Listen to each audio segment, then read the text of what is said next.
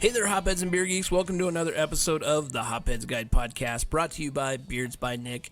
With me, as always, is the man who puts the fat in Father's Day, Jake the Brown Guy. That's P-H-A-T-H-E-R Day. Yeah. I don't think that's true. Yeah, it is. It's written on a calendar. I reject your reality. I insert my own. Oh, shit. There's no arguing. He's finally given up arguing with me after almost 2.5 years. He's just like, if I argue with him, it just takes forever and we don't get anywhere. So let's just move on with the conversation. Yeah, it's true. And yeah. And really, it hasn't just been the last 2.5 years that I've figured that out. It's been the last 12. Did you learn that from your wife is my question. Yeah, she gives up pretty easily now. And that other voice you hear, he's back. Corey, the brother-in-law, is in the studio. Welcome, Corey. Thank you for having me. Yeah, so we decided we were gonna have a redo of the Father's Day episode. Yeah, we got a little drunk. Yeah, last time we did the Father's Day episode, I don't know if you remember, you were with us. It was when we very first started the podcast, and we got a little too drunk. And we actually recorded a Father's Day episode, but it was garbage. Oh, yeah. It was absolute garbage. And I was there. You were there. Oh. Yeah. Yeah, welcome. Yeah. hopefully this time you don't mess it up. Clearly it was a very good recording because you don't remember it. But you went and brought a gigantic bottle of Stranahan's to make this one even better. So this one's getting put out there no matter what. So it doesn't really matter what happens. Well, I've had the bottle of Snowflake for a while. I've been sipping on it a little bit, so I figured it's time to share. So apparently I picked the perfect weekend for it. Yeah. I had a shitty day at work, so that actually was going to come here, and when you go, hey, go pick out a beer, I'm going to be like, I'm just grabbing this bottle of Wiki over here, and that's all I'm drinking tonight. Wiki. That's what he calls whiskey. Oh, gotcha. Pretty much all of the whiskey on that shelf is Wiki. Wiki. Even if it's rum. It goes any rum. It broadens anything. Rum, bourbon, The wicked Wiki. Yep, the Wiki. Yeah, that means it's good. That means he gets drunk. Oh, that's I love my good Wiki. All right, so I don't know. We've all got beers, so we won't tap into the Stranahan's just yet. But it is a big-ass bottle of Snowflake. Yeah, and we'll get drank at some point. So you stood in line for that. So we set up the tent on, I believe it was the Wednesday, so they didn't start till Saturday. What the hell? I had some coworkers that they came out of Texas. This is how big Stranahan's is getting. So they came out of Texas. They sat in line for 2 days. Then they went out to a job site where they had to do some work, and I subbed in. And then they came back.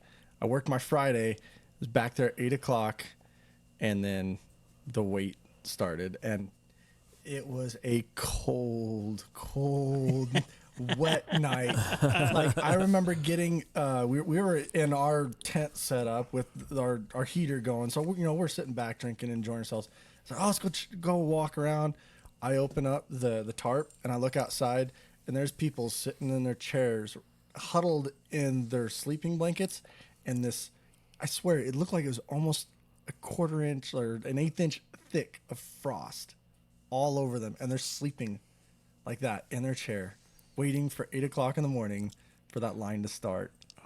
Damn. That's dedication to your booze right there. Yeah, man. I don't know if I would ever do that.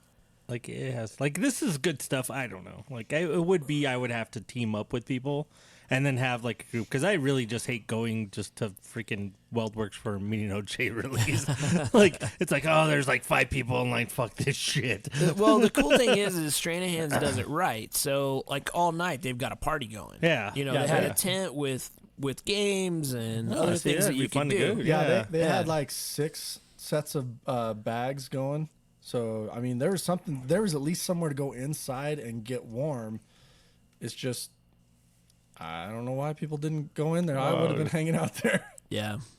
As long as I get to keep my place, I'd be staying warm somewhere. Yeah, I think I was 26th in line. Nice. So that was the thing, is it's always a 2 bottle minimum or maximum. You can't do any more, but they do a limited run of, God, I can't even remember how many liters this damn thing is. A lot. It's a lot of liters. It's a lot of liter. I think that is actually the European measurement for it. A lot of liter. A lot of liters. Yep. Oh, I know it said it somewhere, but it is the biggest damn bottle of whiskey you've ever held in your hand. It's big. It's a big ass bottle. And it's good whiskey too. I mean, it's not like they just put some garbage whiskey in a big bottle. I like the fact that they do, at least do like an event. It's you got things to do to keep you entertained. You said they had some really good drinks as well. Yeah, there was a ton of old fashions. They had their version of a Stranahan's, almost like an apple pie. There was a few different drinks. I think I had like one or two of the apple cider, and then I was drinking old fashions the rest of the night. Nice. And I think I slept for 20 minutes. Sleeping's overrated, especially when once that. But yeah, so like. It was. I don't really remember. I had a whole bunch of wiki. See, that's what you call wiki. I just had a whole bunch of wiki. I got wiki drunk. Yeah. Well, and then everybody that goes there and sits and waits in line. So there's roughly 15, 20 tents in front of us, and we kind of all just bounce between the tents, and everybody brings their favorite bottle of whatever. So there's some barrel aged tequila. There's some rum. There's some. I brought Nika because I just recently discovered that Japanese whiskey. I thought it was one of those ones that's really good, punched above its price point. I'm all about finding the bargain. So I brought that. There was somebody that brought a couple of bottles of Weller. I mean, literally, if you want to try a bunch of different types of whiskey, go to, a limited release, because almost everybody's bringing a bottle of something that is. And it's almost like the bottle shares when you go stand for no share or something like that. That's what I told you. Like the first time I had to stand in line for a beer was out in Illinois. And I was like, went with my buddy Aaron. And he's like, oh, yeah, they don't open until noon. We're going to go stand in line at 8. And I'm like, who the hell's going to go there at 8 o'clock in the morning to go stand for a beer release? And we were like 30th in line. And I was like, this is fucking ridiculous. And all of a sudden people are like, so what'd you bring? And they're starting to pull out their little taster glasses and, oh, yeah, and then it became this, like, huge-ass bottle share. And I'm like, this is awesome. This is the greatest idea ever. Every beer release should be like this. So, yeah, I could see the same thing. Like, hey, man, I'm going to be standing in line. I'm going to bring this. And then, you get to go around, try a whole bunch of different stuff. So, I think that's great. Maybe next year we got to go. Oh, I'm in. I was supposed to go with him this year, and Angeline ended up going out of town, and I couldn't leave the dog. So the kid. I mean, you can't leave him home alone for 12 hours. I know. What is he going to do? Probably nothing. Probably sleep. Dude, this year, though, like once they open the gate to get through, as far as like working through the line, getting the bottles in your hand and getting out of there, I think it took a half hour. Oh, really? It was they just set it up. Like you've been to a lot of limited releases. Yeah. So there's the people that get it set up, and then you're like, what in the hell were they thinking? Oh, yeah. And then there's this setup. I'm like, they were just pretty much hand me the tickets. Okay, did two little marks inside. Hand me the 2 bottles. There was 7 different lanes where people could pull out their debit cards or cash or whatever they had. And then these bigger bottles, they do a limited release. So you're only allowed 2. You get 1 big one. And they only did I think it was like 200 of these bottles. And I was stoked. I've only seen these bottles. I've never actually got my hands on one. You're like, I get a big bottle? Well, I'm like, damn it. I get a big bottle? That's awesome. It's double the price, but it's triple the size. All right, let's do it. I'd be well. They're like, so we're just going to charge you twice as much. Wait. But how big is it? So we will 3 times the size. Sold. Can I get 2 of them? So we will not tell my wife that I spent $500. Oh yeah, that's good thing she doesn't listen to the podcast. You don't ever tell. Like you don't ever say, "Oh, hey, I went there and they had this," and you never say. You just say, "Hey, they had a limited release, so I bought this while I was there. They only had 200 bottles of it," and most of the time they're like, "Oh, that's awesome." And it was a good deal. Yeah, it was an awesome deal. Like I only had to pay twice as much to get 3 times the amount. Well, hey, how much you pay for that? Love a good deal. Yeah. Once you taste it, it's a great deal. Yeah, it was like buy 2 get 1 free. I couldn't turn that down. It's like when you go buy shoes, you know. It's like, what if they said you could get a larger shoe that's 3 times the size of your regular shoe for twice as much? You'd probably buy that, right? Yeah. You have to. You just have to. You're obligated. That's what I did. Is there a Groupon? Is there a Groupon? I think that's an awesome. Dude, looking at the bottle, I'm just like, oh my god! Like when you pull it, I was like, holy shit! I was like, they were selling those kind of bottles. I thought it was like you go to a mini noche room and you're like, I stood in line for this little 300 milliliter freaking bottle of beer. Yeah, that's $50. Fuck that! Like I would, I'd well pay. Well, and that's one of the things I've been noticing because I you know, like as far as all these barrel aged beers, they're starting to get up there in price. And I start looking, I was like, well, this bottle of whiskey's. I mean, considering how many weekends I can drink on it, it's actually not too bad of a deal. I mean, yeah, it's gonna last you a while, man. That's called an investment. Yes. There you go. Like it's an investment. You could probably sell that to your wife. I'm investing on my weekends from here on out. It's a 175 liter, which is almost a half a gallon of whiskey. So it's essentially a handle. Like if you were to buy like a handle of Jack Daniels, it's the equivalent of that. Well, I could finish one of those in a weekend, but not that. No, I probably wouldn't do that. I'd probably have. It's also 94 proof whiskey. Ooh, yeah. That's kind of ridiculous. Yeah, that's. Yeah, that could probably finish in a weekend. All right, enough talking about it. I'm gonna go get some glasses so we can drink some of it. So I was telling him earlier, he pulled out the bottle when I was at the Beer Festivus. It's a beer and like liquor, so it's a festival. So, but it's not just mainly beer. So if you got to buy this passport, I bought like a $20 passport that I didn't use at all. So technically, I bought a $20 shot of this. And they're like, oh, if you buy a shot, you get to go have Snowflake for free because that's the only way you get to try that. They weren't giving away drinks of it at the Beer Festivus. You had to buy the passport. And I went there, and the guy was like, well, no, you have to buy the Denver passport, and we check off because they're part of the passport. You got a small taster of this. And I was like, well, I don't live in Denver, dude. I bought the Fort Collins one because I live up in Fort Collins. He's like, oh, shit. And so he went, and he got, like, the sample, like, the little taster was about half the size of what they were. And he goes, and he looks at the girl, and I think she was in charge, and she goes, just pour him a full one. And he goes, all right. And he just pours, he goes, here you go. And I was like, holy shit, that's good. Can I just buy this at a liquor store? And they all three laughed at me. Yeah. I was like, what liquor store are you guys selling this at? Yeah, I'm pretty sure like they have their different snowflakes, and I'm almost positive it's $25 to get a pour at Stranahan's. Oh, really? Yeah. Yeah, like and then some of the earliest releases, yeah, it gets even higher. Because I know the Denver passport was like $30, and the Fort Collins one was like $20. And I was like, well, I don't ever come down to Denver that often. That's why I bought the Fort Collins one. And the girl, he like hits like, hey, and he kind of points and tells her, and she goes, just fill up. Like they had the little like plastic shot glasses, and she goes, just fill him a full one. Here you go. I was like, holy shit, that's so awesome. He's like, isn't it? You know, isn't it? Well, and then I love the color. Like, I mean, that is a deep red.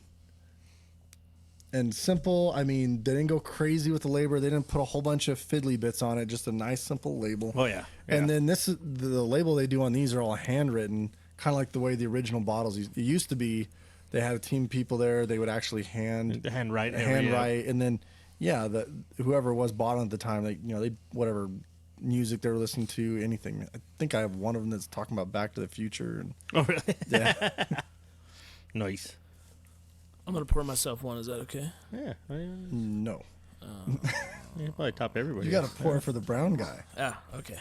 I can do that. Holy shit, this thing is fucking weighs a ton. It is awesome.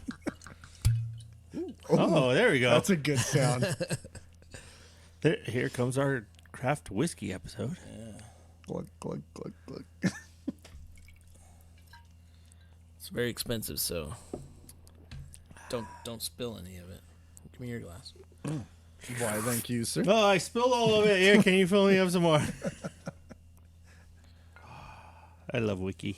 You just did a $25 spill there. Into my mouth.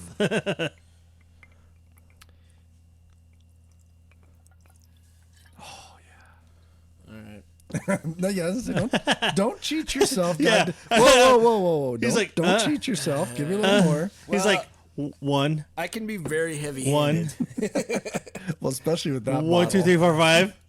And this glass is mine. Yeah. It's like, I want to get the glass that looks like there's a lot in it, but there's really, or not a lot in it, but there's really a ton. But what I love is like these are I usually got some on my hand too. these are used to like measure out. You lick the 1 ounce bottle. or 2 ounces. But Yeah, I love those. yeah, these are usually used to measure out 1 ounce or 2 ounces. I'm pretty sure this is 1 I was ounce supposed to is use 4 this ounces. to measure. No, I've never used that. Oh, let me redo that. Everybody drink That's your gotta glass. be more than 4 ounces. It's- Well, maybe it isn't. No, I don't know. no. Huh.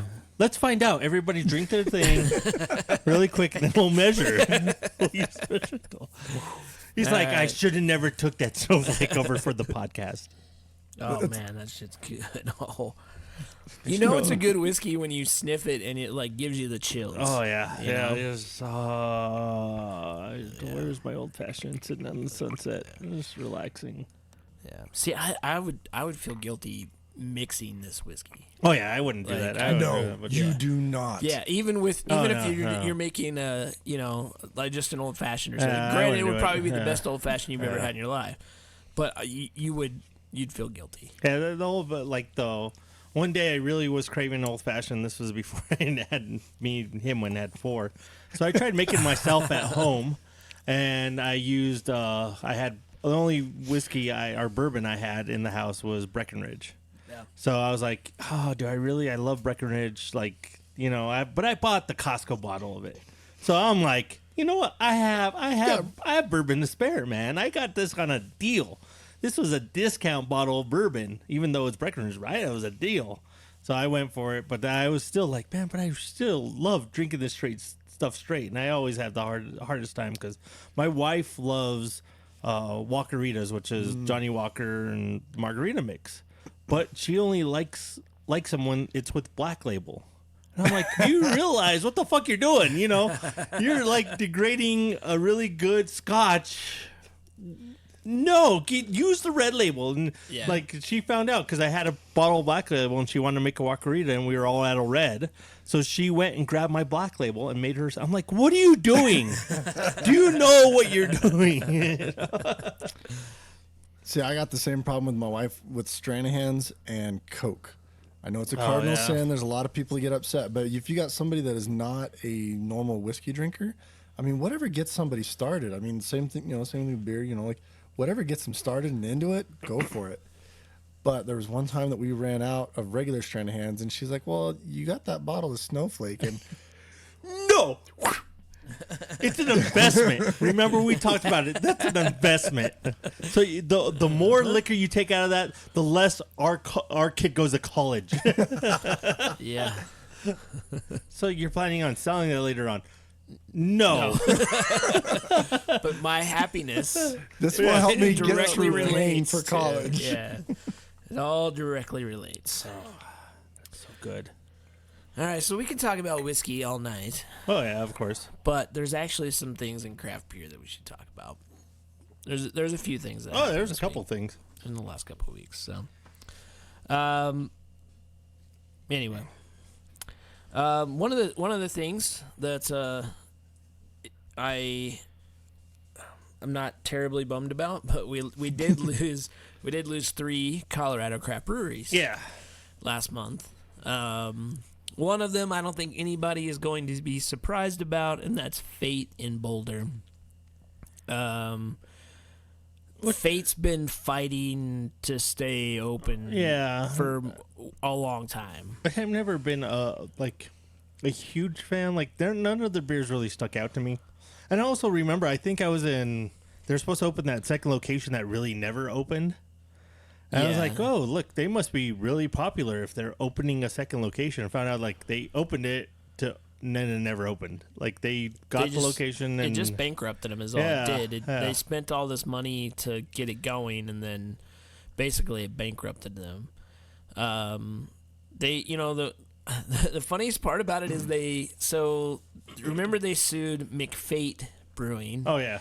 In Arizona, and because they felt that was infringement on the Fate name, they sued them, and they didn't win. They just had to change like how they advertised their brewery. Yeah.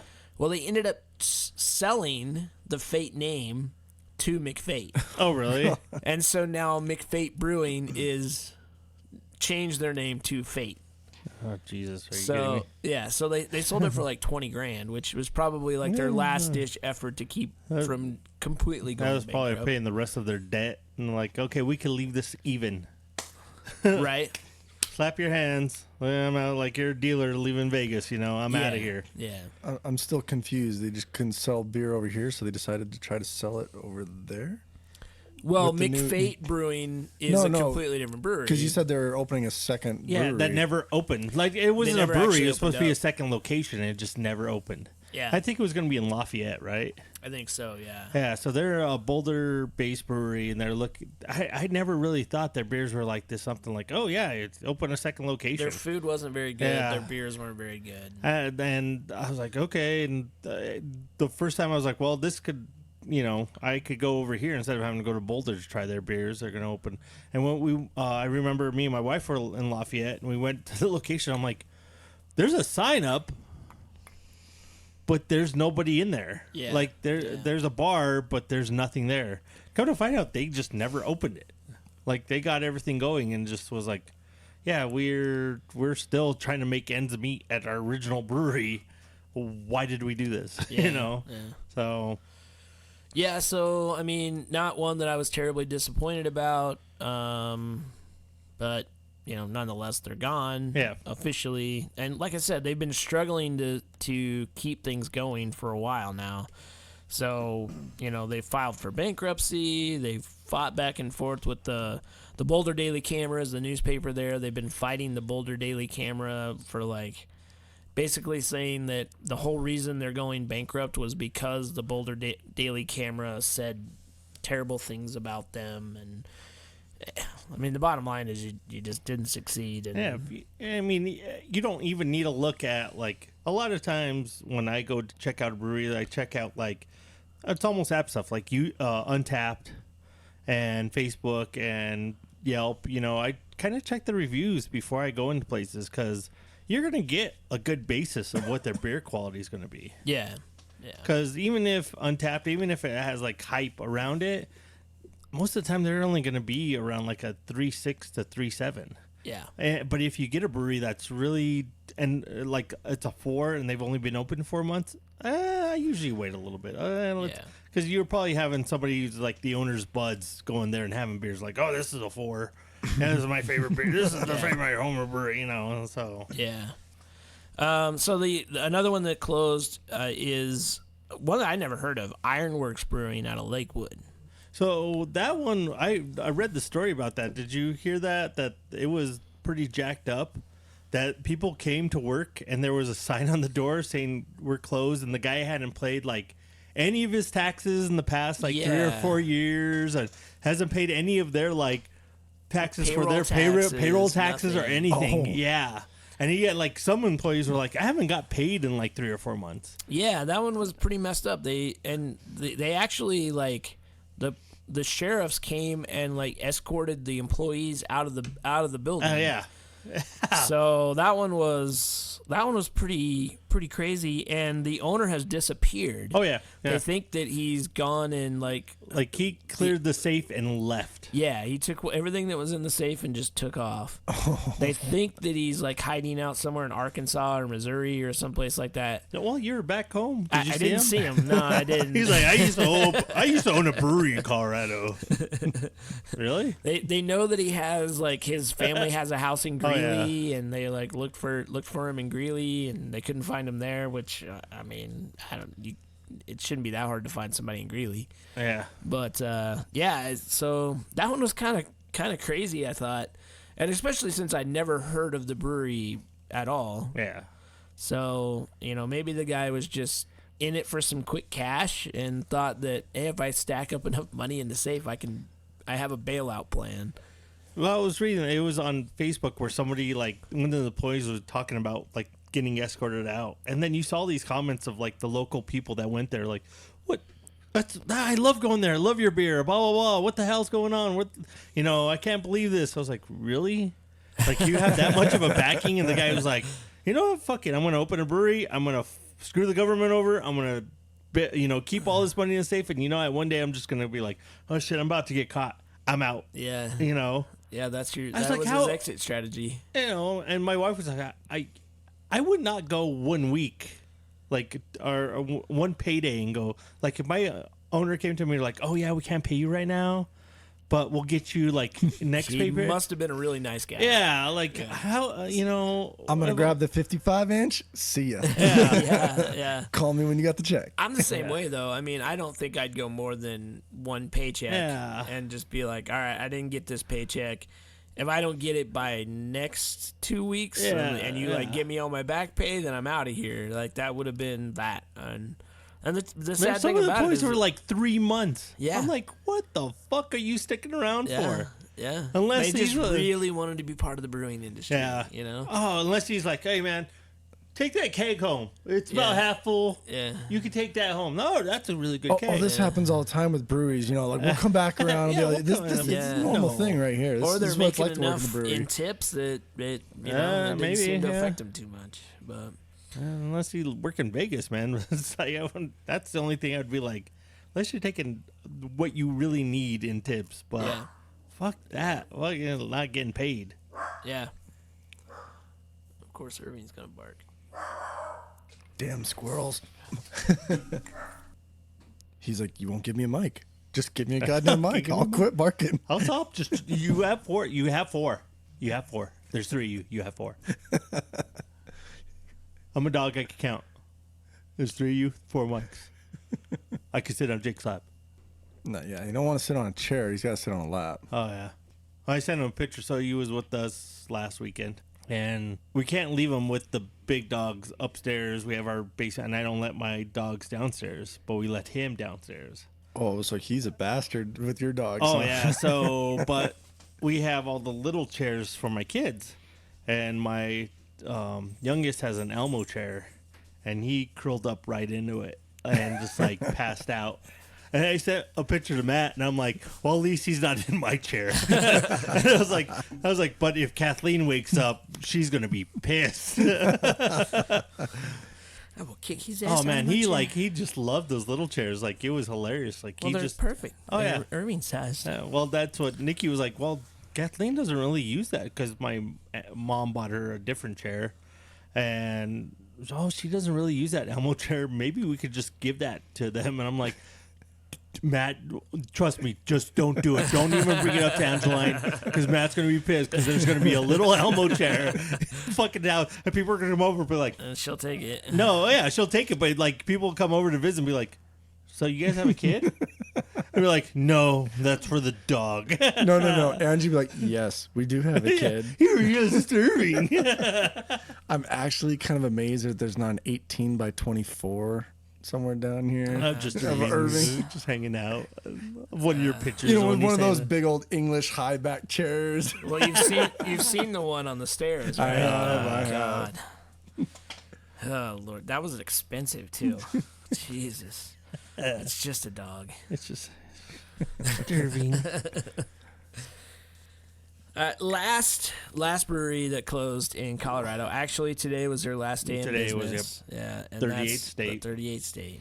And we went there. We loved it. We thought their beers were great, and I don't know. I was amazed at that one. I thought they had a great location. I thought they were doing really well, but never really know. We went there, they were doing really well, but that was true. 2.5 years ago. Yeah, I mean, I guess I don't know. Maybe they just tried to, they were working on cans. They were putting in a lot into their brewery. Yeah.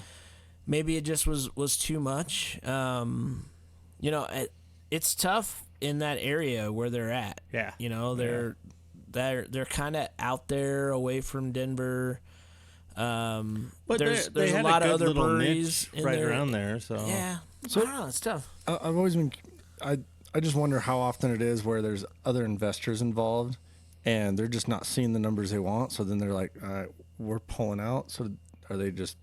I think That's that it? has a lot with other breweries. I think breweries take on investors, and they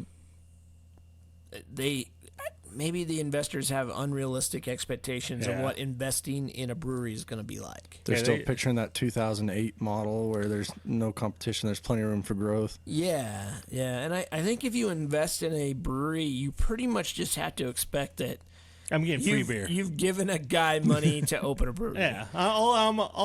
If I invest in a brewery, all I'm expecting is I don't have to pay for a beer. Yeah. That's yeah. all I'm expecting. Yeah, Like, even if when it's I go in there, I 1,000 to never have to 10,000. pay for a beer. That's it. Yeah. That's all. Yeah, And if yeah. it becomes huge, I'm still never ever going to have to pay for a beer. Yeah. That's all I'm. That's all I'm expecting. Yeah. And to me, it seems like breweries are pretty much just the modern day bar. Nobody goes to a bar anymore. They go to a brewery. So like, Oh yeah. you know, like it's easy to have one in a, you know, in a smaller town or even in a bigger town, but it, you know, a town can only support so many bars, it only supports so many breweries. So, and then I imagine it's a lot harder to break out now just because there are It thousands is of what. breweries in Colorado. So And it's you hard got to to get break those, out. and that's you got to get those local people. But I mean, I think you're right. You get some investors that are just like, okay, man, I gave you that $10,000. Where's my 50? Yeah. Where's my 50 at? I see you just bought this new tank. You know what the hell, man? Like, Yeah. And the guy's like, dude, I haven't got paid in a year. I've been putting all my money that I should be getting to me. I'm putting back in the brewery. You know, so it's one of the That's what I liked when Grimm's was looking for investors.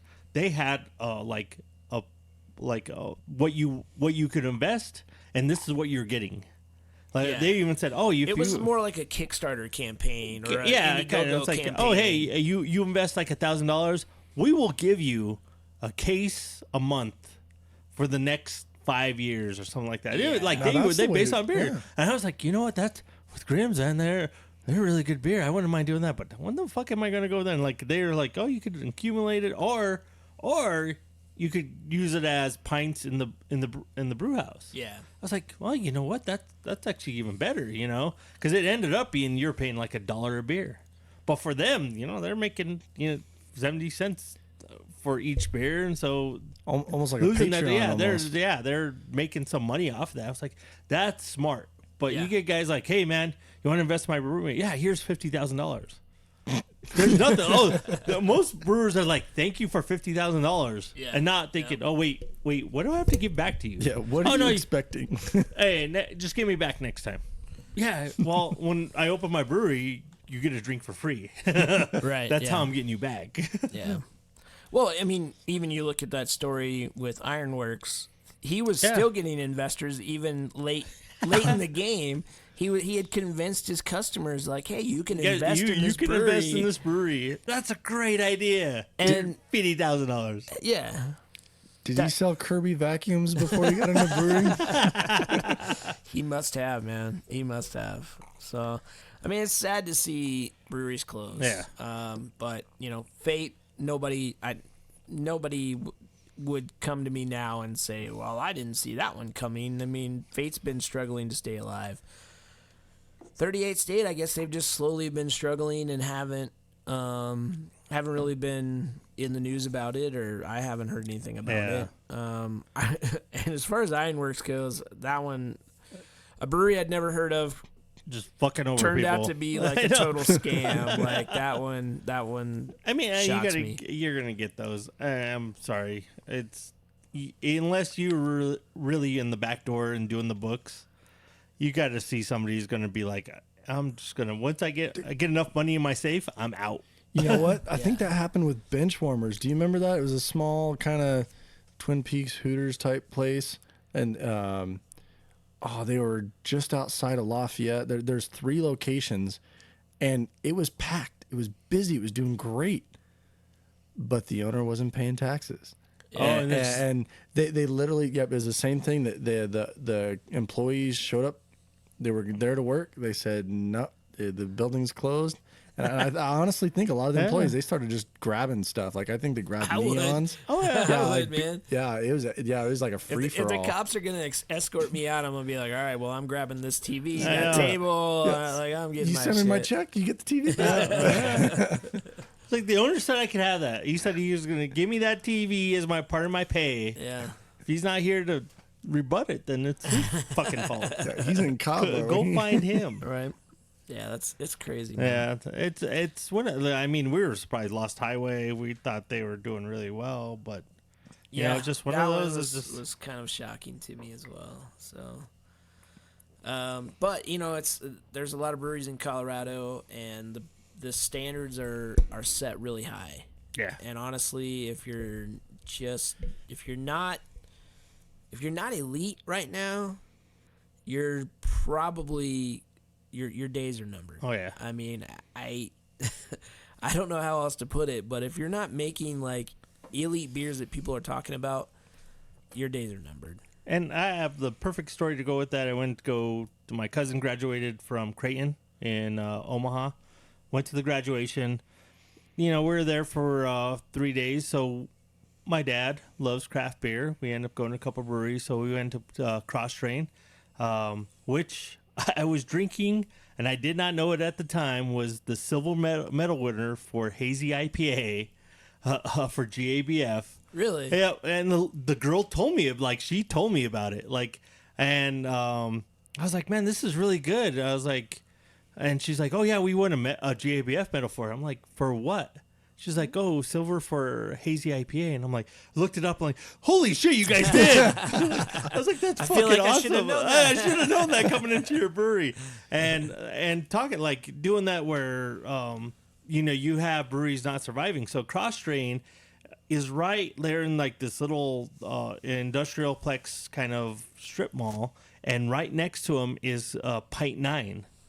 And when we were looking up breweries, the way that they looked up on Hop Plotter is they're like a block away, but they're like right next door. So you could go to one and then go right into another one. And talking about like difference of beers, we went into Cross Train packed. We luckily, as we walked in, 2 people from the bar were getting up, so we got right bar seats. Oh, I love that. Yeah, dude. Like my dad was like, he goes, well, I'll just order and we could go in this back room where we saw an open table. And he went to go order, and the guy goes, oh, hey, is this to you? And he goes, yeah. And the guy was like, yeah, we're about to take off. And he waves to me, and I'm like, oh, sweet. So he's got to sit at the bar. That's a stand-up guy right there. Oh, yeah, dude. I was like, thank you very much. And we sat down, and I was like looking at through their list. I'm like, wait, so I've had one of your guys' beer before, and it was Fairy Nectar. And I was like, oh, yeah, that was really good. I had it at Old Chicago. Didn't realize it was an IPA, and I was kind of worried about because people go, oh yeah, we have a really good IPA on tap. It's called Fairy Nectar. I'm like, really? Who the freaking names are beer Fairy Nectar? Apparently what other somebody you really like? Yeah. What kind of other IPAs you have? And she named them off. Like, I've had all those. I'll have a drink it. I was like, holy shit, this is really good. So I get there and I'm like, oh, I've had your Fairy Nectar. What's the Fairy Nectar London? And she's like, oh, we add a little bit more hops as an actual double IPA, and it won a GABF medal. And I'm like, really? In what? And she's like, in Hazy, I gotta look this up. I was like, Matt had the gold medal winner. If I have the silver medal winner, I'm just as good as him. No, that's not how it works. Yes, it does. That's how it works, dude. Your Mexican math is off. In the GABF book of having beers, silver is just as good as gold. That's not how it works. It is. It's not. Can I have you turn my headphones down just a little bit? But she did pour it. It was awesome. It's like I was like, well, can I have a taste of it? She didn't even do taste. She poured me a pint. She goes, if you love Fairy Nectar, you'll love this. And she goes, if you don't, I'll buy your guys' beer for the rest of the night. I was like, oh, shit. So, I might say you didn't like it, right? No, dude, I loved it. Like, I couldn't, like, I drank it, and I was like, oh, this is really fun. Like, I couldn't lie to her. I was like, I can't lie to you. This is really fucking good. I want to lie, but Damn you.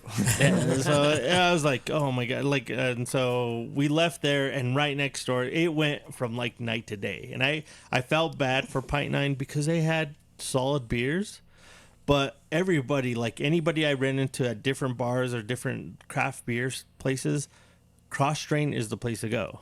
And I was like, man, they're right next door. And this is a whole funny, the guy was telling us about it. So the wives of both the breweries went and got the liquor license at the court on the same day, didn't even know. Really? They did not know breweries they were opening up next to each other until the guy came to deliver stuff. And he dropped off tanks. And the guy was like, man, you got a lot of deliveries.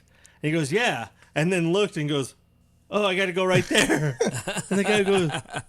Wait, you mean right, like right in that door right there? And they started talking, and it just happened. Like they did not know, like until equipment started showing up. Talk about pressure from day one. Oh yeah, knowing that there's another brewery that's getting all the hype, all right next door. That really's got to put your A game on a little bit. Oh god, he That's was crazy. So like talking to the Pint Nine guy, he was like, they have a good like hometown kind of brewery. Yeah. But I'm just like, dude, you could see the night and day. Like people are just packed in one place, and it's like, it's almost like you're like, oh, it's like going to Weldworks and seeing it's a little too full, and then you go to another brewery that's pretty close to there because you know you get to sit at the bar. Yeah. Yeah. So it's kind of like that. I was thinking the exact same thing. And actually. so, but talking to the guy, and he was like, oh, do you like the band 311? I was like, oh yeah, when I was in high school and college, dude, I love 311. He's like, so the original guitarist, the lead guitarist, Jimmy Watson, is the actual one of the owners. So before 311 became like mainstream, before they started producing more and more albums, they actually are like a Omaha band. Yeah, they're based so he's the actual original lead guitarist of 311. He's the actual one of the owners of Pint Nine. That's crazy. So that was really cool. I'm like, you should put that on the fucking door. Right, yeah. You might get a little, a couple more people in here. He's like, no, we do pretty well. I was like, really? Like, have you been next door? He goes, oh, the owner's wife actually is a bartender next door. I'm like, say what? Oh, okay. like, yeah. Like she makes better tips over there. I guess so. I felt bad. I didn't want to say anything. They made like solid beer. Like it wasn't something, but it just Cross-Train made that. Oh my god! Like this is really good. Oh my! Like even my dad was like, "This is really good beer."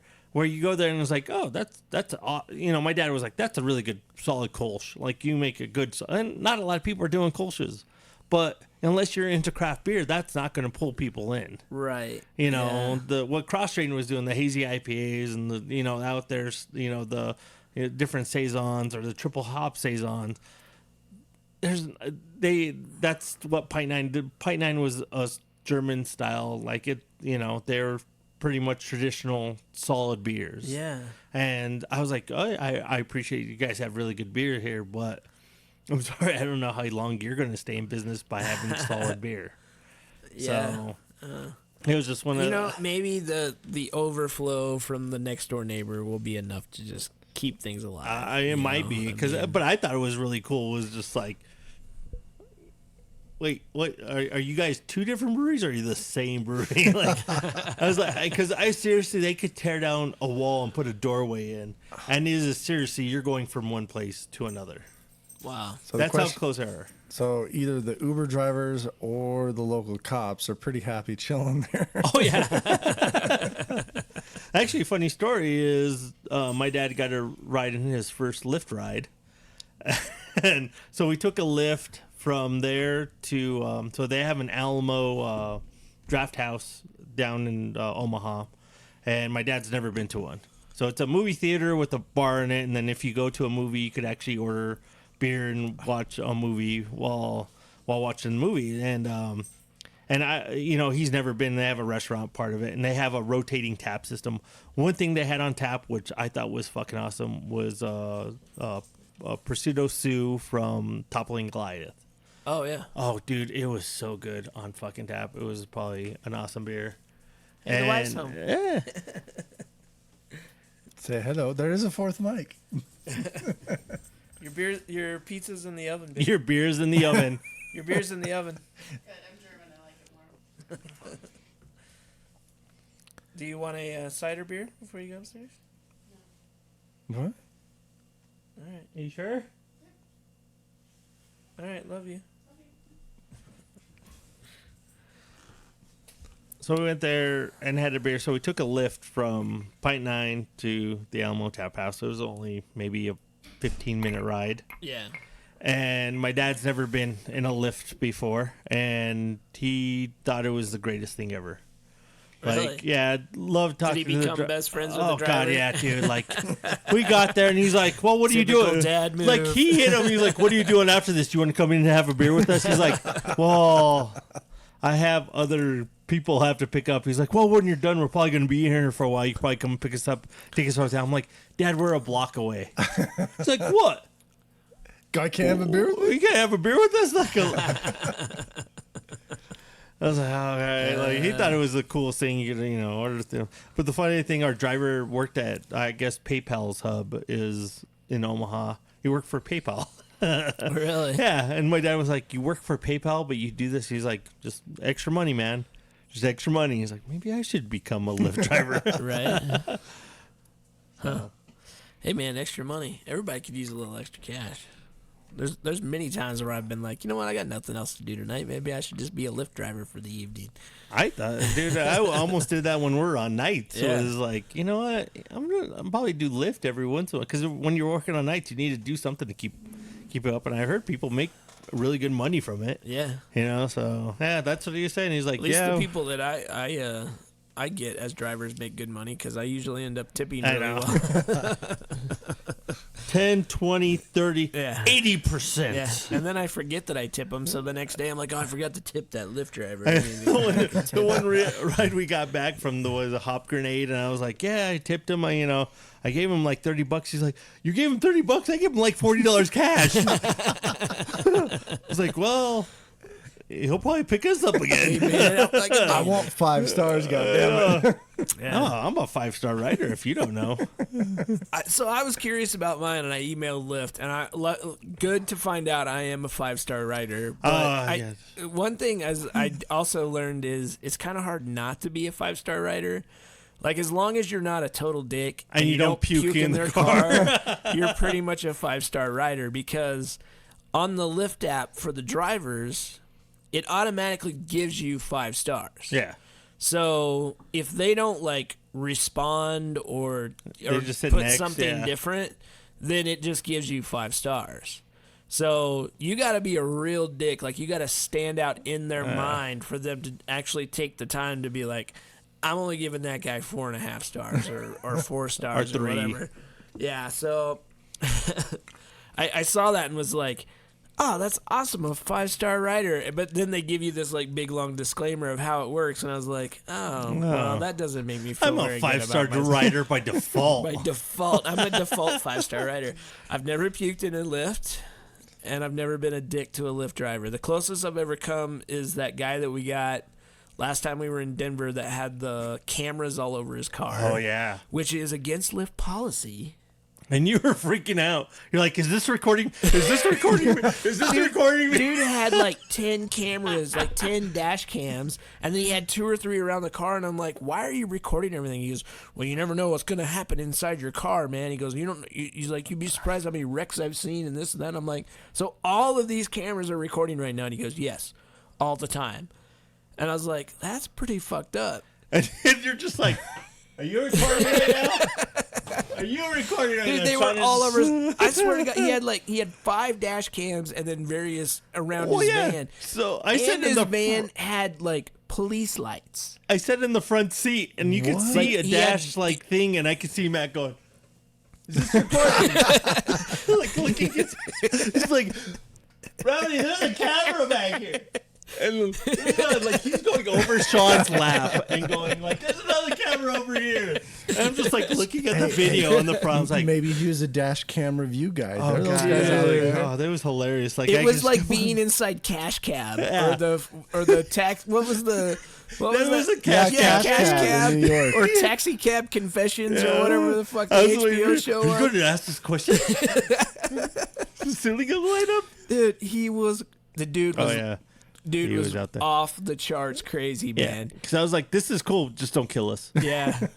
I know. The If other there guy. was of any Lyft driver that I thought was going to murder us, he was the one that I was like, this guy's going to fucking come back to our The hotel. one that I thought kill was us. going to kill us was the one we had from the restaurant to during GABF. Cerebral when we went for a collaboration. Remember, he showed up and he had Oh, that like was white the gloves on. Was that Collaboration Fest or GABF? No, that was Collaboration Fest because me and he had a Sean. really- He had white Yes. gloves And on, he like had white latex gloves on. or what? And so I said, I'm like, dude, why do you wear white gloves? And he's like, I'd like to look professional. I'm like, on murdering people? He had a really nice car, And too. then he didn't laugh. And like right? no Yeah. sense of humor. Oh, yeah. Sean That would guy crack was up a joke. scary. He's like, yeah, you know what I'm saying? He's like, I don't know what you're saying, Dude, sir. yeah. I'm like, holy shit, this guy's going to kill us. And you even said, shut up. Maybe you won't if you don't speak out loud. There's nothing creepier. That than one was on somebody- my Lyft tab. That's why I was so scared. I was like, I'm paying for this one. Don't piss this guy off. We got there. I'm like, oh, I'm totally glad I didn't order that lift. He's going to kill you. They got him with the white guy. Oh, man. Not as bad as he was pretty bad, but the guy in the van, man, that guy was crazy. And so when we walk out of Cerebral, he's parked there and literally he's got like all these flashing lights and shit, and I'm like, you think that's your car? Like, that's what. Yeah, he says I have flashing lights on. I thought you meant like you have flashers on, No, he's in dude. his brights. I was Guy like, had like yellow freaking like spinny lights. It was pretty crazy. That was definitely the craziest Lyft driver we've ever had. yeah, that was a good guy. If you do not give me a good tip, I will show you puking from 4 different angles. I just loved it in the back. I could see you on the back. I'm like, holy shit, there's a lot of cameras. Like, is this a camera? I looked it up afterward. That's every bit of that's against Lyft policy. Oh, really? They're not, So I allowed to haven't have, got they're not cameras. even allowed to have dash cams. Oh, really? Yeah, which surprised me because I figured dash cams all right, but they're not allowed to have cameras Yeah, because inside. I was actually, when I was thinking about becoming a Lyft driver, I was like, you know what, to protect me, I'm gonna probably have, because if you have a guy that's just like, understand it's on an app, but what if he fucking just like fucks up your seat and just takes off? Or Yeah. and you tell I Lyft didn't like, puke. yeah, I don't know what the hell you're 'Cause- talking about. That was not me. That puke was there when I got it. Yeah, but people, you could order a I Lyft for shit in somebody. his car, but I did not puke in his car. Because I've done that for my sister. Like she, that turd right there's mine, but that puke's not. I totally shit on your seat, but that's. But you could order you could order lifts for other people. Yeah, So, and I've done that yeah. for my sisters. Like I was out and she was gonna come meet us, so I was like, oh yeah, the guy's gonna be right there. He's gonna be picking you up. He's in a fucking whatever Trailblazer, blah blah blah, and. She was like, and I was like, well, make sure you're nice to him. Because Yeah. I'm a 5-star rider. Yeah, don't don't be fuck fucking up with my rating. Don't be fucking with my Don't rating. fuck up with my rating. Don't worry, he's got 12 cameras. He showed up in a black box van. No windows. No windows. And when you have to go through the back door Yeah. and put on a mask. Don't worry, that's the way he likes it. It puts the lotion on the skin or it doesn't get in the van again. I'm totally going to put that on my Lyft ride. Oh, fuck me, man. Make a sticker. It's like, I'm not kidnapping kids. I'm a Lyft driver. Would you like some ice cream? I promise I'm just a Lyft driver. Well, you know, a lot of Lyft drivers usually have candy in their car. Oh, yeah. Uh-oh. He's pouring more wiki. I told you. That's how it He's starts. very heavy-handed with his pours. So that's what I like about Corey. That's actually why I I love married I'm his. a little bit sad here. Come on, finish that off. That's why I married his sister because he likes to pour his drinks really slow. That was that's how it went. You dated her a couple times. She's all right. You know, I might marry her. But Then her you met the brothers- brother-in-law, the future brother-in-law, and you're like, I love Wiki. I buy the high-end stuff. I'm totally gonna marry her. So it's actually kind of a funny story because my other sister, she started dating another Another Matt. Matt. Another Yeah. Matt. I know another Matt. I Matt. know There's a the lot other of Matt.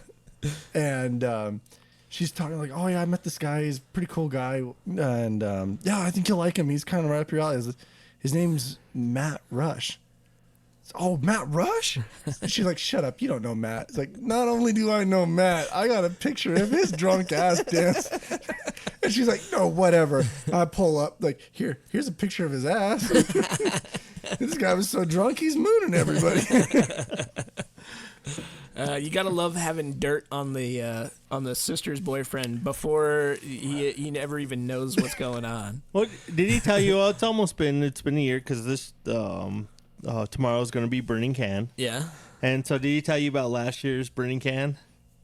So probably not.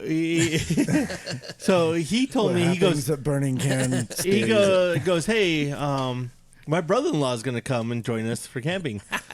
And he goes, he's going to meet us at your house. And I was like, sweet. I thought it was you. You're like, this is badass. This would be fun. I was like, man, I love guy? I love hanging out with Corey. Corey might bring some wiki. He's gonna be some really good wiki. I'm all looking forward to it. And then I'm like, hey Matt, what the fuck you doing? And he's like, well, I'm gonna go with you guys to Burning Can. I'm like, oh, brother-in-law. Shit. Other brother-in-law. Hey, he listens to the podcast. You can't be rude. I'm not being that. rude. I think I told him that. I was like, dude, when you showed up, I really was seriously thinking Corey was going to be here. But you're cool. You're cool, man. You're and cool. I loved him even, like, after that, I loved him even more. He's a good guy. Like, see, what's nice about Matt is he's kind of under the radar. Like, he's all quiet and like, kind of really polite. oh, yeah. And you don't think twice about it. And then you get him to break loose, and there ain't no stopping. I mean, he gets crazy. Yeah, he had a great time during freaking break. Oh, man. But that was just kind of funny. It was like, Oh, I'm sorry you were disappointed. He even told you that. I was like, when you said your brother was like coming around, I thought it was Corey. Next time you have to specify. I was like, specify the brother-in-law. I was like, who's this fucking white guy parking in front of my house? bearded or bearded light? No, I was like, oh, wait, I think I know that guy. Hey, you can't park. Oh. Yeah, you got to park down there. Oh, shit. All right, what else you got? You got anything else for news? Should we move on? That was it for me for news. I mean, just, nothing was really big in, like, you know, we talked about the Sam Adams, 13-3 becoming a 9. Last podcast, and this, I was just surprised. Like, it just seemed like you read about more and more breweries opening up, like Peak View down in what is it, Stapleton or whatever area, and then seeing them doing really well, and Coal Mine Avenue, they're about to hit a year, and they're doing really well. I thought 38 State, like, that was a surprise to me. Yeah. The other ones, like Fate, I was like, Boulder, I think, is almost getting oversaturated with breweries. You're going to see a little bit dropping off. And none of them are very good. And it just made me realize, like, if I would to go back and look at Fort Collins, which one of those would you think would, and you kind of got to go through the list, and I'm like, okay, well, Pateros Creek didn't survive. No. Yeah, you didn't think they would in the first place. The guy was... I don't know what he was doing this beers, but nothing really topped off to me. Yeah. But with that little, like, brewery row, I think they're all surviving. Funkworks, I always think people want to go there, and people are starting off their beers. Horse and Dragon seems like do a lot of events, but you just never know. I just would hate to see one of those guys close down. I don't think Fort Collins has anything to worry about. I think where they're at right now and the breweries that are left, I think they're doing well. But Modern Times announced today that they are going to start distributing full-time in Colorado. Oh, really? Yeah. Nice. So Modern Times in Colorado is going to be a pretty huge deal. In fact, they're going to have like a huge kickoff kind of party week. I believe it's like the week of like the 23rd or something like that. It's later in the month. But there's going to be tap houses all over Colorado. They're just going to be full of Modern Times beers. So we have that to look forward to, which is pretty awesome. When I trade, I like to snag up Modern Times anytime I can. Yeah. So It's that's going to be pretty sweet. When we go to Vegas, they're like, if you go to certain, bars or casinos, sometimes they have them on tap. Yeah. And you're like, oh, Modern Times. really? And then you get it, and it's a sour, and you're like, motherfucker. But I'm drinking a Modern Times. But it was free. Yeah. This is the key point. It was a free beer. Yeah. Yeah. And our Texas listeners have some things to look forward to because it looks like their laws are finally going to get in line with the rest of the country. Texas is still the only state that has laws against to-go beer. Oh, yeah. And it looks like they're going to finally get things in line. Yeah, it looks like it's going to pass. And that's great because there's a lot of breweries down there that, like, I heard that it was a nightmare to try to find a distributor. Yeah. And then if you finally did, they're going to pretty much rape you on the beer just to distribute it. So it's really and you're nice. never going to get out of the contract. Yeah. So it's really nice for them to actually get money out of their, tap houses and brewing locations and their breweries to actually get, the growlers, and I think Cases of beer. Yeah, that'd be awesome. So yeah, and it's still kind of fucked up laws.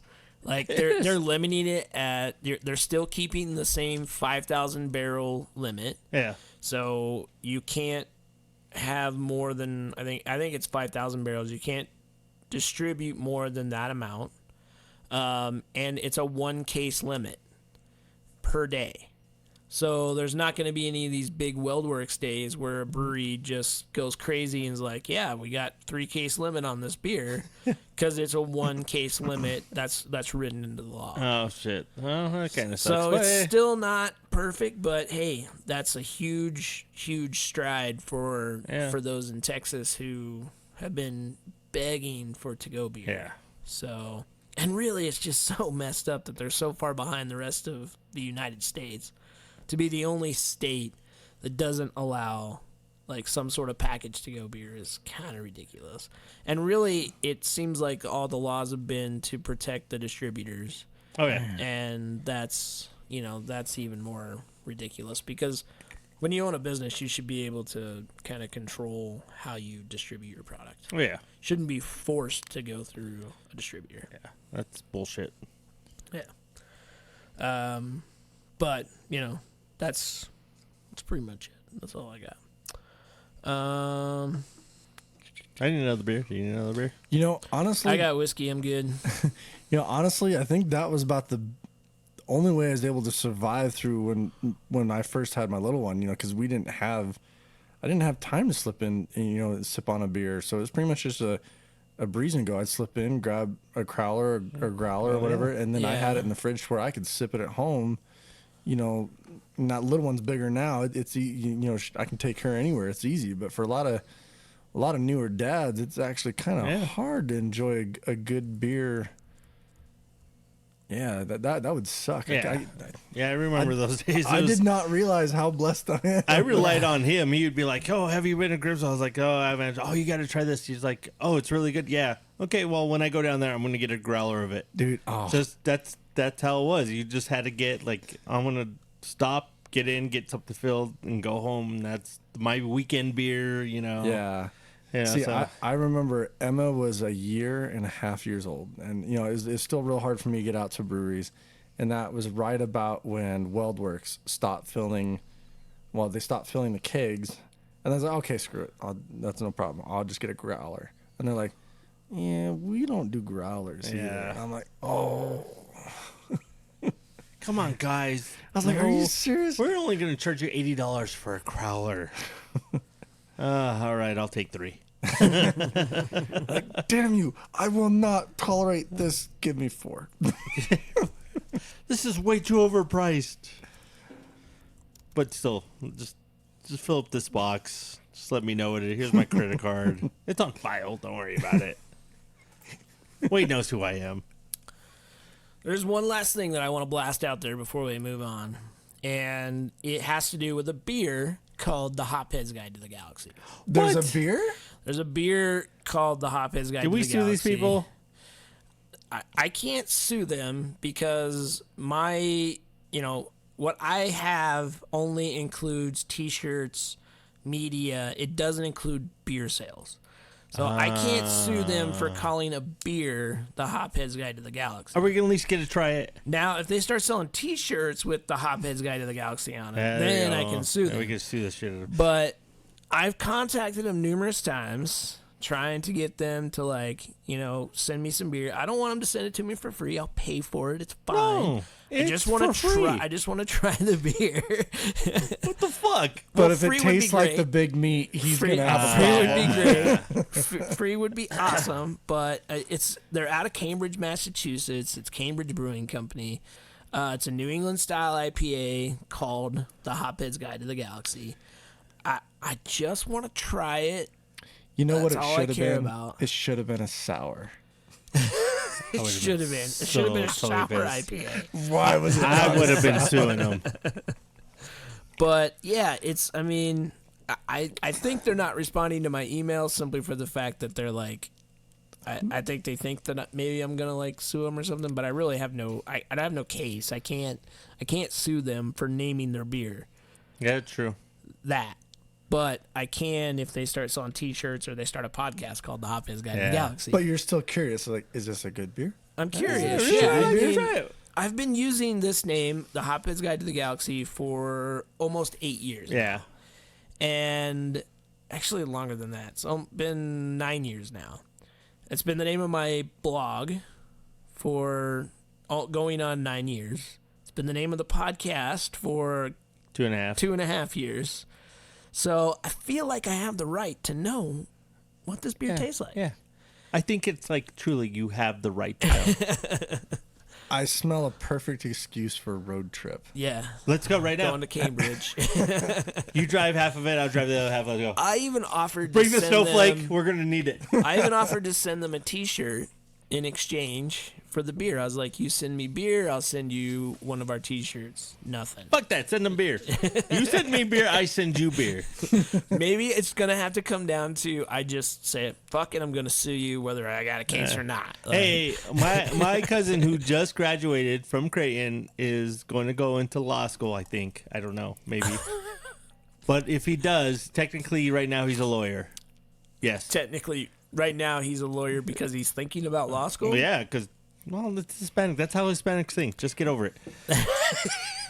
So technically he's a lawyer It's right true. now. That's how it very is. true. So I could have him represent us, All right. I think. Maybe.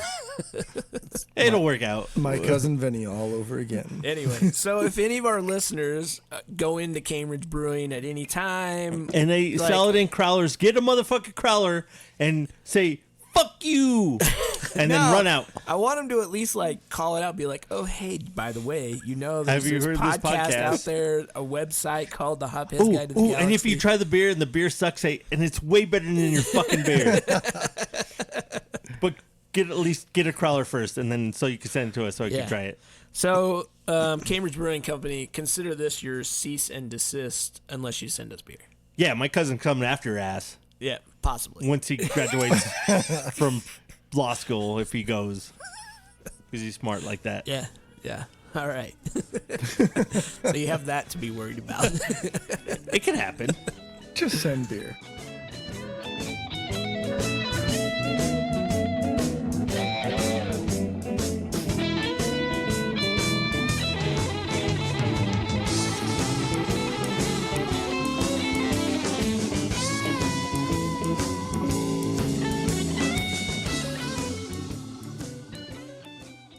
Hey there, hopheads and beer geeks. Reber here to tell you about Beards by Nick. Beards by Nick makes all of the great products you need to get your beard looking great. Everything from beard wash, mustache wax, beard oil, beard combs, and even beard wipes. The beard wipes are hands down one of my favorite products, and you can only find them at Beards by Nick. Go to beardsbynick.com, BEERDS, beardsbynick.com. Use the promo code GalaxyHops at checkout.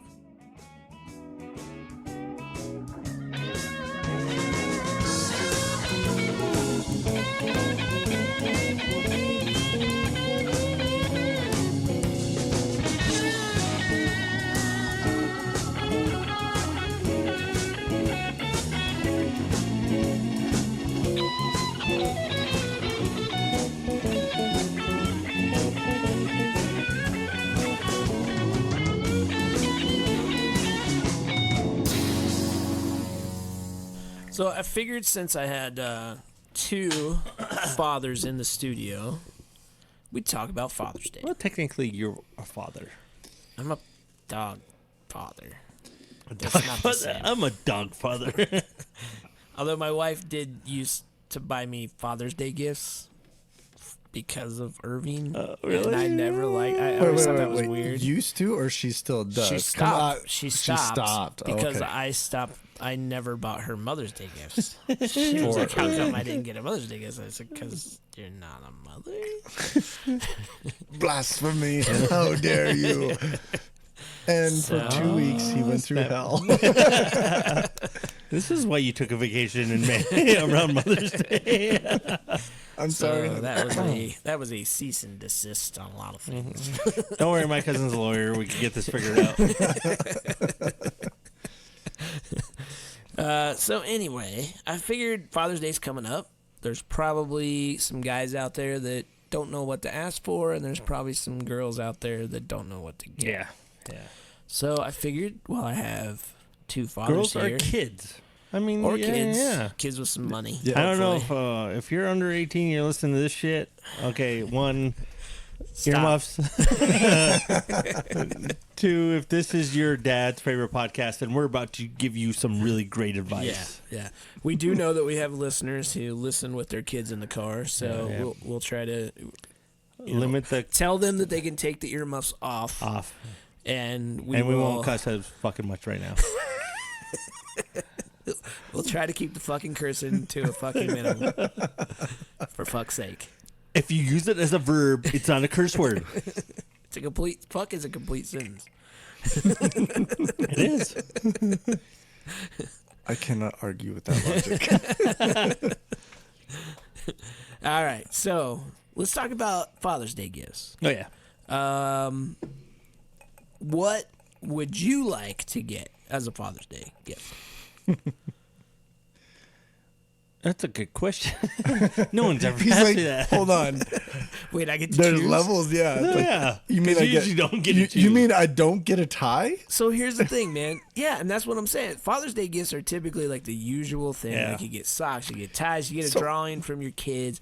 But very seldom do I think that like there's a lot of thought that goes into Father's Day gifts.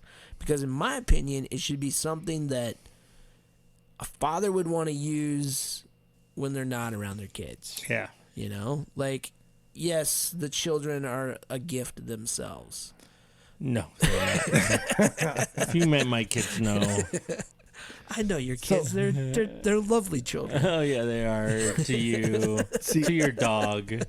I go crazy with Father's Day gifts. Like I almost, and it may be just me because I'm trying to outdo myself every year. Well, you're okay. Wait, hold on. so wait. Let's preface this with Wait, Corey is the greatest gift giver I've ever met. Put these gifts to yourself? No, Oh, no. yeah. Well, yeah, and Yes, yes, actually, yes. yes, I have gotten myself Father's Day gifts. Okay. I believe it. I was- I But believe for it. my Because he was dad, like, I was outdoing myself. no, for my Yes. father, like, Oh, okay. yeah. So, like, yeah, Corey's a damn good gift giver. Okay. He- I may have he's- you need to help me buy my dad. Because me and my dad, like, connect, but we don't connect. Like, because it's my stepdad. So we've always been, like, a little... So every time, like, I can't really figure out what to get. My dad loves craft beer, so one time I bought him a crowler, Hophead's Yeah. Guide crowler. Yeah. He used it once and gave it back to me. That was it. He, Like, he re-gifted. Yeah, I was you. gonna say- no, it was a gift, and he was like, "That was a good gift. It kept my beer cold, but you drink more beer than me, so here." But yeah, he drinks beer all the time. Yeah. But it just happened. I think it was in the wrong atmosphere because Pueblo is not a huge craft beer market. the most awkward Father's Day. Yeah. gift. I got one for you. So, At least it wasn't dirty yeah, underwear. my dad gifted me my brother's Father's Day gift to him, and he did not know until afterwards. He's like, "But Dad, I gave that to you for Father's Day." And he's like, "Oh." My bad. Busted. See, I don't have anybody like my sister. Just like really doesn't like. Oh, we'll go out to dinner and do a movie. That's all she really gives. So I try to, since I don't see him all the time. I thought, hey man, you love craft beer. Here's a crowler because you love that he got mad that we would go to a brewery up here and he couldn't take they didn't do a 6-pack or something. So I'm like, here's a crowler. It's double wall stainless steel. You could fill it up. You could take it back to Pueblo. You could drink it. And then he was like, "Oh, this is really great, but I don't like it. Here you go." And then we got him the whole tap system. Like, "Oh, hey, you could, put CO2 on it and do all this stuff." So it's always been really hard. So it's always been like, "You like going to movies? Here's a Cinemark gift card." Yeah. And then he's like, "Oh, cool. Now I get to buy popcorn." Everybody thinks about the ties and the cups and whatever. Yeah. Honestly, I think almost every guy loves receiving a good pocket knife. That is one Father's Day gift that I think so many people forget. Like, it doesn't matter how many pocket knives I have. You give me another one, dude. I'm stoked. I don't know why. It's almost like flashlights. I don't need a flashlight. I got one on my phone, but I still love getting them. Yeah. See, that was on the top of my mind was a good pocket knife. knife, I love a good pocket knife. Yeah, I've tried that one year, and my dad's had the same pocket knife the past 15 years, and no, he won't get rid of it. So it's still in the original box from 5 years ago. Oh, wow. Yeah. He won't break it out. Oh, no. The thing about a really good pocket knife is it becomes like a family heirloom. You get a good pocket knife, and then eventually, once you've used it for a while, and you're going to pass it down to someone else, like your grandkid or a nephew or someone. But a really good pocket knife, I think, is a great dad gift. Yeah, so most likely my daughter will get my dad's pocket knife because every time I've asked to borrow his, he always says you're going to cut yourself. That's a good pocket knife. Yeah. So that's a good dad. Too. I am 40. I'm 41 years old. Yeah. I'm not going to cut myself. But you see, are. I get that though because, I'm not. like for me, I keep my knives sharp, and I do the same thing. Like, here's this knife. It is sharp. Be prepared. And they're like, oh, whatever. What about your 5-year-old shit. kid? I know how to use a pocket knife. That's how they learn. That's how you learn. I've cut myself plenty of times. Not And that's on his why he's warning you. on his pocket knife. Wait. You said you've cut yourself multiple times with his pocket knife. No, not on his pocket. Not I on say, his and you're pocket. wondering why he keeps telling you, be careful. I think he's going to give it to my daughter who fucking trips over like random air. Like, So, what's your favorite brand of pocket knife? I was diehard Kershaw for the longest time. Yeah, me too. And then I switched to Benchmade. One, because of the blade, and two, because of the actual belt clip. It seems to take the abuse of getting stretched out. Like sometimes the belt clip will get a little bit stretched out to where it doesn't stay like it should, and then you lose it. okay. Yeah. With the Benchmade, the belt clip on that thing, it is stout. Like I think I still got. Yeah. So this one is pretty stout. Yeah, see, I'm into knives. So yeah, this one is really stout, and like I have beaten this thing. This thing is close to 2.5 years. Where's yours? Careful, don't cut yourself. I don't have one. I got Bluetooth headsets on my. I don't keep a pocket knife. I never really found a use for one. I have a pocket knife everywhere I go. Really? And Benchmade is my favorite. This is the Benchmade North Fork, and it's the best knife I've ever had.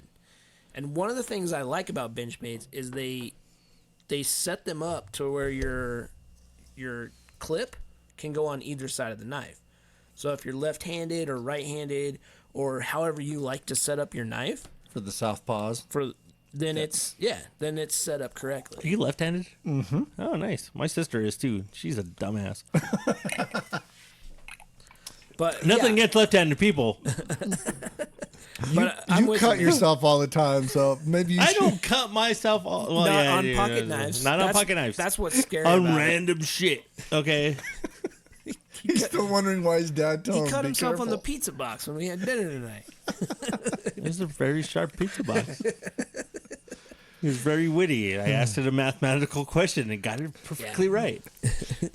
But I'm with you, dude. I have always been a huge Kershaw fan, and there's one particular Kershaw knife that I've been eyeballing for a while, and it's called the Blur. And it's Ooh, does it like light up? No, it's just a knife.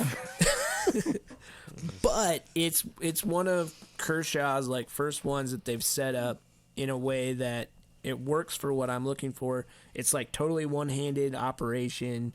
It has the belt clip that it can flip from one side to the other. It's got a lot of things that I really like about it.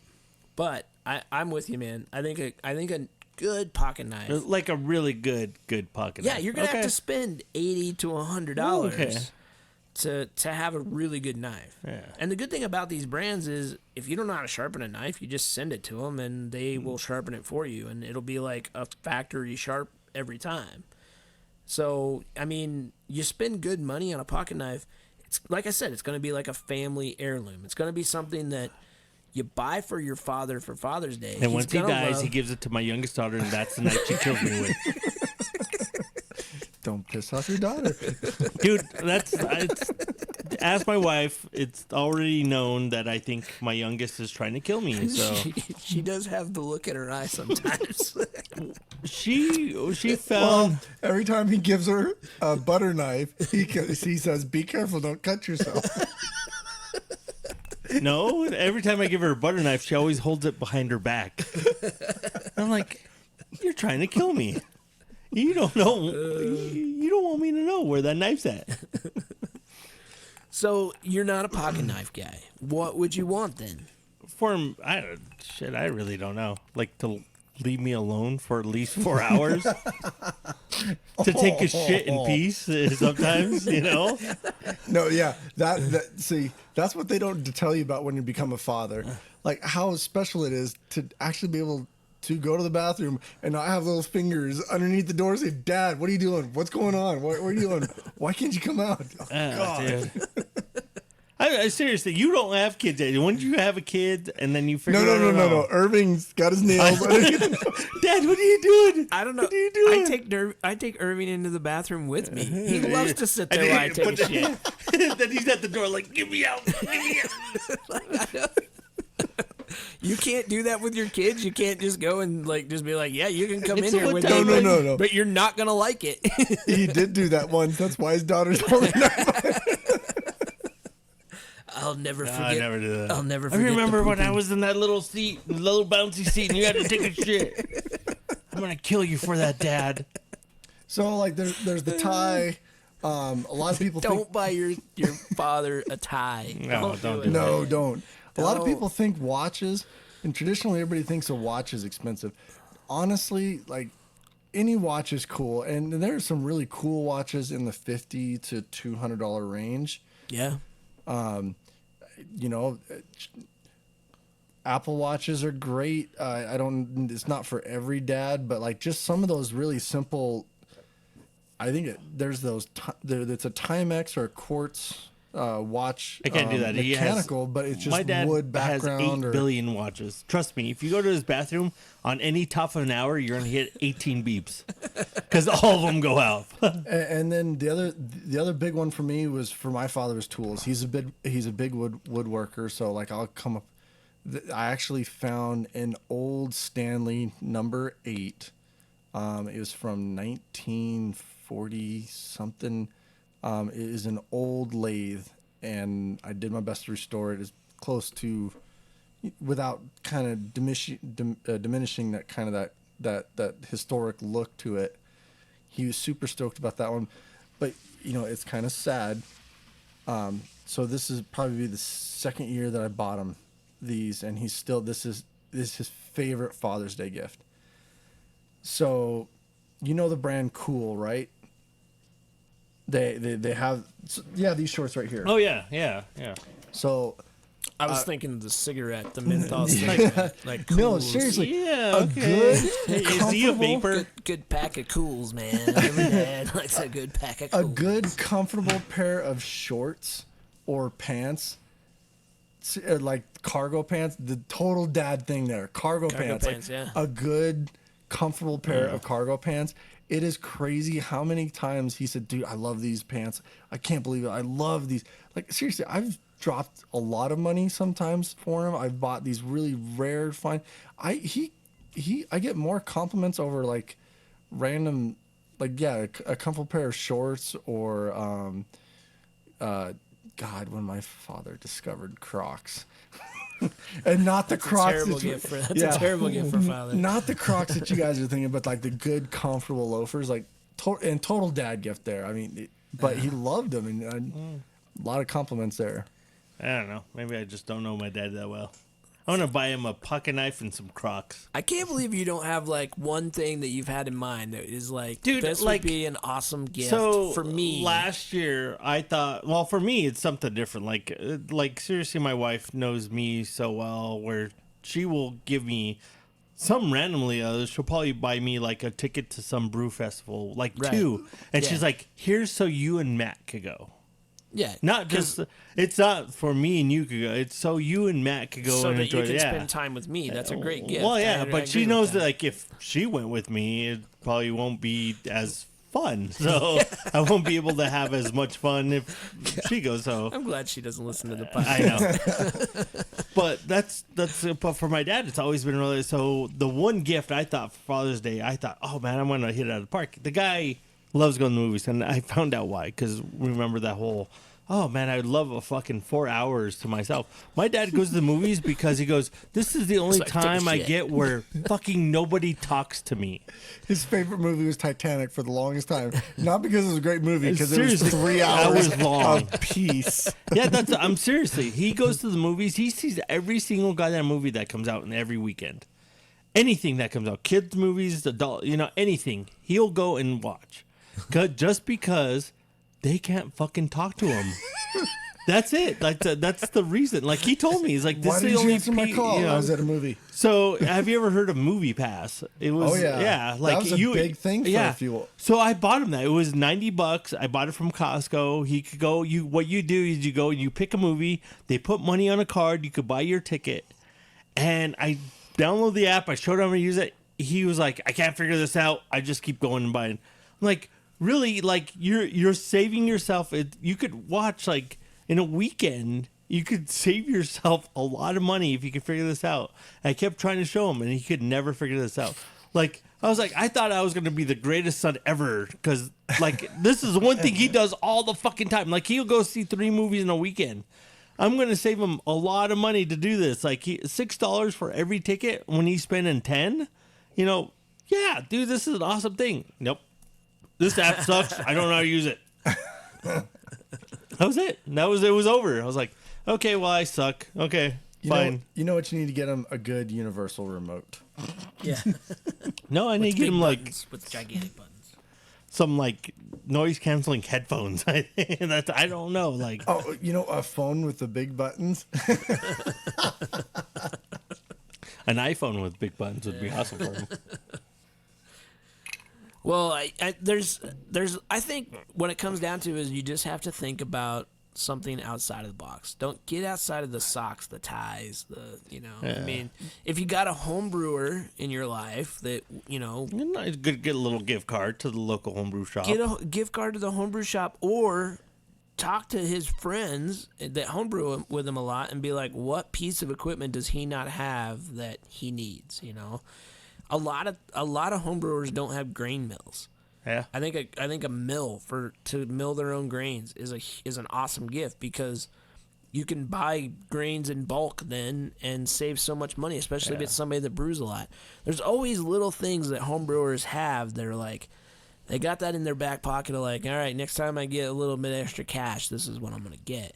And it's probably something that they wouldn't buy for themselves because they don't want to spend the money. And not even that, like the craft beer lover, like just find out what craft breweries they go to, and you don't have to buy the gift card there. Just do like a little card that says, "Here's, $8 to each brewery." That like your wife did. Yeah, That was awesome, dude. That was really cool. She did that for Christmas, which was, and it's here's a beer to you, or she put it, and she does like a little book. And she actually asked me beforehand, and I should have figured out for our anniversary. She was talking about she asked me, well, what if you could go to 2 breweries in Fort Collins and Windsor? And I was like, well, Windsor only has one, so it's High Hops. And in Greeley and in Loveland, what 2 breweries did you go to? And I told her, And she got me for Christmas this little book, and then it was like, here's a beer on me. And it wasn't a gift card, it was actual cash in each one. And it had a stamp of each brewery. Like just Odell's stamp, and I can't remember, had Wells and Wiley's, and it had cash into it. So she goes, well, take this, and then when you go have a beer, here's $10 to each brewery. So your first pint is on me. That was really cool. I need to get his wife together with my wife. Yeah, she handmade it, and then he took all the cash and went to the strip club. So, it turned out really well. I was like, I made it rain. Well, I mean, it eventually made it to that brewery. Eventually, yeah. No, actually, I went to each brewery and I had him stamp the actual thing to show her that I was going to the brewery. Yeah, but he still spent the After I cash wasted all the money cash on strip club. But cinnamon went to me. the cinnamon went to the brewery with me. But I thought that's the one thing you know, and that's one thing I would like if she was like, oh, here is the same thing, but just it's on because we have weekends off now, so it's like here's a chance just to go and have a beer and relax and get away, you know, and don't have to worry about it. And I'm gonna buy you the pint. You know that is true because that's a good idea too. Just getting a free pass, like here, this is your card. Use it whenever you want, and you can take off. I won't argue. I won't do nothing. Yep. You don't even have to explain it. If you need me to pick you up, let me know. Yeah. A little IOU card. Because sometimes like you're saying about the peace and quiet, just being able to go get that. Like for me, like when I my little piece of quiet is like hop on the motorcycle. Like I keep a hammock. I got some cigars, and I'll have a little bit to sip on. And sometimes I head up towards Red Feather area. I'll pull off by the creek side, and my wife's like, "Go for it." I was like, "What do you mean?" "I don't want to see you till 5 o'clock. Just go and enjoy yourself." I'm like, but what's the catch? There's always a catch. And she's like, "No, just go have fun." I'm like, "Oh, this is amazing." I come back. I'm like, "Oh, thank you so much. I'm gonna make you some coffee. Here's breakfast." It is weird how just getting that little bit of peace, that little bit of quiet, adds to and not necessarily on Father's Day. You do not want to disappear away from your kids for like the weekend on Father's Day. Don't do that. It might be tempting. We have friends that do that set up a golf thing for you could do this weekend because it's Father's weekend. I was like, Father's Day is you spend people who made you a father. Yeah. You don't use it as a free pass, you know, but that's what I did for my wife for Mother's Day. I told her, I was like, well, I was planning on taking the kids out because she was gone the weekend before. And I was like, I was planning on doing this, but they got sick. And I'm sorry, we couldn't leave because we seriously once you got back, we had to go to the urgent care because our daughter was sick. So I couldn't take him out in public because they were puking. So there's nothing I could do about it. And I was like, I was like, I think it was my 5-star rating. You little shit, you ruined my 5-star rating. You ruined my 5-star rating. So, but she understood that. So I was like, I'm sorry. I planned on doing this and this, and we are going to make you something. I was going to have the girls make you something, but I'm sorry. We couldn't do it. So it's your day. If you want to leave right now and not come home until dinner, I will have dinner made. And she was like, really? I was like, yeah, go. And the dishes will be done, right? I was like, don't worry about anything. Go. The laundry, everything's going to be done. Just go. And she was like, so this is my Mother's Day gift. I'm like, it's Mother's Day. You could spend it however you want. Mother's Day, Christmas, Thanksgiving. I don't give a shit. I was like, I don't give a shit. I was like, if you want to go, and I was like, you have and it was like 10 o'clock. I was like, you have from now until 5. If you want to come back early and hang out with your family, you're allowed to. But we're going to be here. So go. And she thought it was the greatest. She came back early and we're playing outside. And she's like, well, let's go to the park and take the girls. And she had the greatest time. She was like, oh, this is really great. I was like, okay. I was like, this is not that expensive. You know, this is something like you could just go. But I'm not saying this is what I want for Father's Day, Sometimes you just need to go, hey, if you have shit to go do it. Don't worry about it, and then come back for dinner. Because when I used to work nights and rotating shift, it was really fucking hard. You know, we couldn't plan on, because I didn't know if I was going to get hit with overtime and all that shit. And I didn't know if I was going to be nights or days for Mother's Day or Father's Day or anything like that. So we couldn't really plan. When I'm on the weekends, it's a weekend. If we don't do anything together this weekend, we have next weekend. So I'm not worried about that. So when it came to that, I was like, hey, well, don't worry. It's Father's Day to come around. I'm going to probably be off because there was so many Father's Day that I had to work. And she was upset about it. She's like, well, we made you this big old dinner. I was like, oh, that's great. I got to go work this night shift. Thank you for doing that for me. I'm sorry I slept all day. And it was not like, oh, hey, well, we let you sleep all day. No, I had to because I had to work to provide for the family. So it was kind of one of those things. It was like she was happy. It was just like, I could really just go. And I was like, oh, if you have returns to do.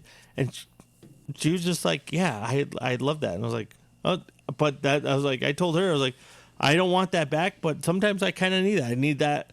Oh, hey, if I want to go to High Hops and have an old fashioned or, and I don't need the gift card to do it. It's just like, hey, just give me the free pass. Yeah, just go and have the free. Yeah, just go and have a drink.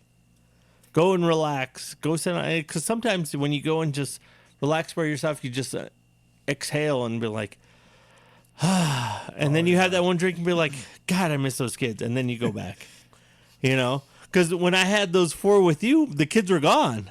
It's true. I didn't have to worry about like, oh, is my wife worrying or were the girls, did I miss out on something? They were out of town. So when he was like, we had 1 and then 1 turned into 2 and turned into 3, I was like, and you even said, I was like, God, I could have another. It's like, yes, I can have another. I can. And by God, I will. All right, well, I think we gave them some good ideas. I think the bottom line is just think about the person that you're buying the gift for and something that they would enjoy. And God, don't do a gift card. Don't do gift Don't cards. do gift card. Yeah. They're very impersonal. Give them cash. Because seriously, if you, I'm serious. It's the same as a gift card. Yeah, No, it's not. I disagree. Because Your wife's little gift where she put the little thought into it, I agree with that version of cash. Yeah. But don't just do a... No, here's $100 and go use it, but Yeah. give it with a purpose. Yeah. I mean, it's got to have some purpose to it. Yeah. And a Because nice if you give card. somebody a Home Depot gift card and they really hate going to Home Depot, they just That say... guy's going to kill somebody. Anytime I have to Psycho. go to Lowe's or Home Depot, all I'm thinking is, fuck, it's more work to do because I got something that has to be fixed around the house. Ace Hardware. I'm buying an Ace Hardware gift card. That's the fucking 7-Eleven of hardware stores right there, dude. I don't give a shit. You can get 2 screws and a nail for your $20 gift card. Well, It's ridiculous. Then you got 2 screws and a nail. You got screwed.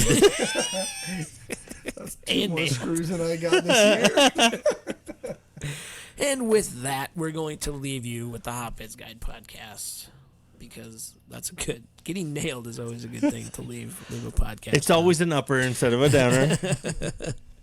So if you enjoy the podcast, make sure that you go and you click that subscribe button on whatever podcast service that you're using. While you're at it, go ahead and rate us, review us. Also, you can become a patron of the podcast by going to hopheadsguide.com. Yes. I'm not the only one who ruins this. /hopheads and click on the Become a Patrons button. Or just go to patreon.com and look up the Hopheads Guide podcast. There you go. If you want to follow Jake on Untapped, which I wouldn't suggest to Don't do it. It's a lot of Miller Lite. Sometimes Ultra. You can follow him at Brown Jake. I'm Rebeer. Rebeer. R-E-B-E-E-R. E-E-E-R-D? It's lots of E's, yeah.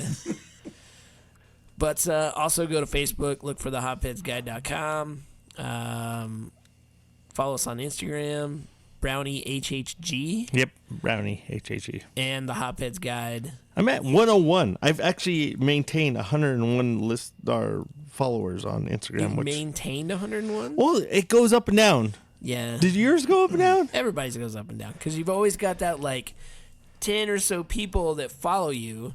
Just But to get followed. Is it just 10? to get follows. Like You guys drop by 10 because I only usually drop by 1 or 2, so I'm pretty happy. Mine will go I- up. Mine will go up and down 10 in a day. What easy. really? Oh, so we're like I'm at 102 still, That's awesome, dude. but I dropped down. So Congratulations. what really helped was the Omaha trip, and because I posted the silver winner, Yeah. the brewery started following me cross train.